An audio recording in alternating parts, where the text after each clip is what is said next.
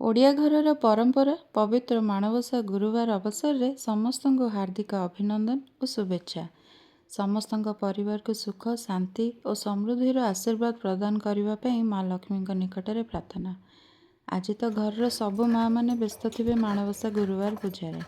ମାଣବସା ଗୁରୁବାର ଓଷା ପୂର୍ବଦିନ ରାତିରେ ଘରଦ୍ୱାର ପୋଛାପୋଛି କରି ଝୋଟି ଚିତା ପକାଇ ଦେଇଥିଲି। ବଡ଼ି ଭୋରୁ ଉଠି ମାଣ ବସେଇ ପିଠାପଣା ପାଇଁ ମୋର ପ୍ରିପାରେସନ୍ ଆରମ୍ଭ ହୋଇଯାଇଛି। ପୁଣ୍ୟ ଓଡ଼ିଶାରେ 12 ମାସ 13 ପର୍ବ ପାଳନ ହୁଏ।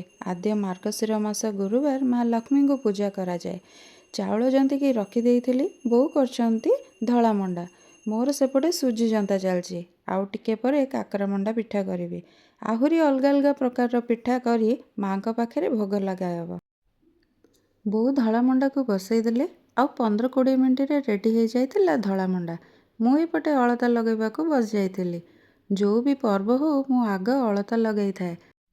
ସବୁ ପର୍ବପର୍ବାଣି ଓ ଉତ୍ସବରେ ପ୍ରତ୍ୟେକ ନାରୀମାନେ ଲଗାଇଥାନ୍ତି ଅଳତା। ବିବାହିତା ମହିଳାମାନେ ନିଜ ନିଜ ସ୍ୱାମୀଙ୍କ ମଙ୍ଗଳ ପାଇଁ ଅଳତା ଲଗାଇଥାନ୍ତି। ଏହି ଗୋଟିଏ ପରମ୍ପରାର ଝୁଙ୍କ କେବଳ ମା ଲକ୍ଷ୍ମୀଙ୍କ ଆବାହନ ସୂତ୍ରରେ ପ୍ରଚଳିତ ହୋଇନାହିଁ, ବରଂ ପ୍ରତି ଓଡ଼ିଆ ଘରର ନାରୀମାନଙ୍କୁ ମା ମହାଲକ୍ଷ୍ମୀଙ୍କ ସ୍ୱରୂପ ପ୍ରଦାନ କରି ମହିମାନ୍ୱିତ କରିଛି। ନଡ଼ିଆ ପୁର ବୋଉ ରେଡ଼ି କରିକି ରଖିଦେଇଥିଲେ। ମୁଁ ପୁର ଦିଆ ମଣ୍ଡା ଓ କାକରା ତିଆରି କରିଦେଇଥିଲି। ଦେଖିଲେ ପିଠାଟା ଠିକ୍ ଲାଗୁଛି ତ? ଆପଣମାନେ ଆଜି ସବୁ କ'ଣ କ'ଣ ପିଠା କରିଥିଲେ ଜଣେଇବେ। ସବୁ ପ୍ରକାର ପିଠା ରେଡ଼ି ହୋଇଗଲା। ଏବେ ମାଙ୍କ ପାଖରେ ଧୂପ ଦୀପ ଝୁଣା ଦେଇ ଆଗ ବହି ପଢ଼ିବି, ତାପରେ ଭୋଗ ଲଗାଇବି। ଓଡ଼ିଶାରେ ପାଳିତ ଅନେକ ପର୍ବ ଭିତରେ ମାଣବସା ଅନ୍ୟତମ। ଏହି ପର୍ବରେ ମହାଲକ୍ଷ୍ମୀଙ୍କୁ ଗୃହରେ ଧନଧାନ୍ୟ ବୃଦ୍ଧି ନିମନ୍ତେ ପୂଜା କରାଯାଏ। ମାର୍ଗଶିର ମାସରେ ଓଡ଼ିଆ ନାରୀମାନେ ଏହି ଓଷା ପାଳନ କରିଥାନ୍ତି। ମାଣବସା ଓଷାକୁ ଲକ୍ଷ୍ମୀ ପୂଜା ମଧ୍ୟ କୁହାଯାଏ। ଏହି ଓଷାକୁ ଓଡ଼ିଶାର ସମସ୍ତ ଜାତିର ଲୋକେ ପାଳନ କରିଥାନ୍ତି।